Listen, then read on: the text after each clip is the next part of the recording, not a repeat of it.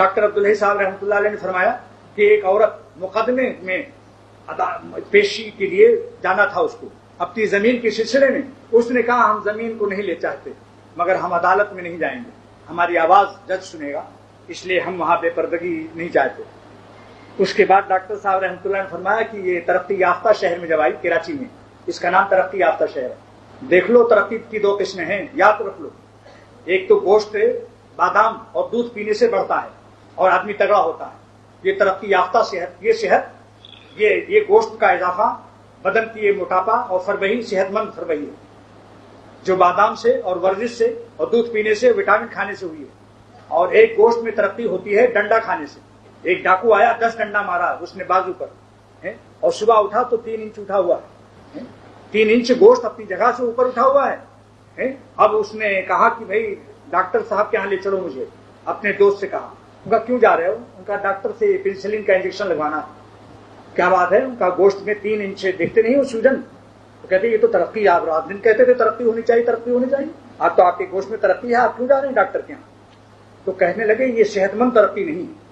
تو اللہ کے غضب کے ساتھ جو ترقی یافتہ بن رہے ہیں, خدا کو ناراض کر کے قبر میں جانے کے بعد معلوم ہوگا کہ یہ کون سی ترقی.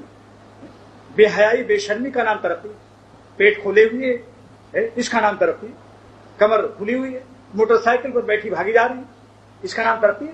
دوسرے یعنی وہ حیادار عورت جس نے مقدمے میں اپنی زمین کو خیر بات کہنے کا اعلان کر دیا, عدالت میں نہیں گئی ہندوستان میں, وہ اس ترقی یافتہ شہر میں امپیرس مارکیٹ کی سڑکوں پر بے پردہ پائی گئی. صحبت کا اثر یہ. آج یہ صاحبزادے جو اپنی بیویوں کو بے پردہ کرنا چاہتے ہیں, کاش ان کے دلوں میں خدا کا خوف ہوتا تو کبھی اس کی ضرورت نہ ہوتی, اور ان خواتین کی عزت کرتے کہ جو پردے سے رہنا چاہتی ہیں. ہمیں ایسی خبریں ملتی رہتی ہیں کہ آج جن کی جو لڑکیاں دینی ماحول میں پرورش پائیں, اللہ اور رسول کی محبت ان کے دلوں میں ہے, وہ خدا سے ڈر کر کے پردہ کرنا چاہتی ہیں, مگر شوہر صاحب کے دل میں خدا کا خوف نہیں, ان کو مرنا نہیں ہے, انہوں نے کوئی وٹامن کھایا ہوا ہے جو موت ان کو نہیں آنی ہے. وہ اپنی بیویوں کو ڈنڈے مار کر کہتے ہیں تم بے پردہ اگر رہنا ہے تو رہو ورنہ طلاق لو. تمہارا برقع اتار کے رہیں گے, چوٹیاں کٹوا کے رہیں گے, پرکٹی بنا کر تم کو ایک دم ٹیٹی بنائیں گے, میم بنائیں گے لندن کی طرح. یہ کہ ہم نہیں جانتے یہ پرانا 1400 برس پہلے کا اسلام. سوچیے آپ, 1400 برس پہلے کا اسلام اگر منظور نہیں ہے تو یہ سورج بھی پرانا ہو چکا ہے اور زمین بھی پرانی ہے, آسمان بھی, سب چھوڑ دو کہیں بھاگ جاؤ باہر. اور بریانی کے لیے پرانے چاولوں کو کیوں خریدتے ہو؟ پرانے چاولوں کو پا نہیں سکتے نئے چاول. شاعر خواجہ عزیز الحسن مجذوب, پرانے چاولوں کو پا نہیں سکتے نئے چاول, پکا لے ان سے خشکا پک نہیں سکتی ہے بریانی. دیکھا آپ نے, ہر چیز پرانی. بہرحال یہ میں عرض کر رہا تھا, آمنوا اشد حبا للہ, حقائق کو جب اللہ تعالیٰ کو جب کلمہ پڑھ دیا لا الہ الا اللہ, اللہ کے سوا ہمارا کوئی معبود نہیں, اور قرآن کا حکم ہے, یہ تو قرآن کا حکم ہے, مولوی مسئلہ نہیں, یہ لوگ ملاؤں نے بنا رکھا ہے. بقول حضرت حکیم الامت کے مولانا علماء جو ہیں یہ مسئلہ بناتے نہیں ہیں, ایک نقطہ اور لگاؤ, بتاتے ہیں, قرآن کی آیت سناتے ہیں, قل للمؤمنین یغضوا من ابصارہم.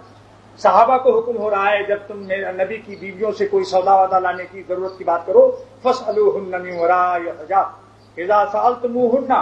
اے اصحاب نبی صلی اللہ تعالی علیہ وسلم, جب تم نبیوں کی بیویوں سے بات کرو تو فاسألوہن من وراء حجاب, پردے سے بات کرو. ڈاکٹر کو بھی جائز نہیں بے پردہ عورتوں کو دیکھنا, ایک پردہ گرا کر کے اندر بیٹھانا چاہیے. نبض دیکھو تو ہاتھ اندر کر دیا اور نبض دیکھ لیا.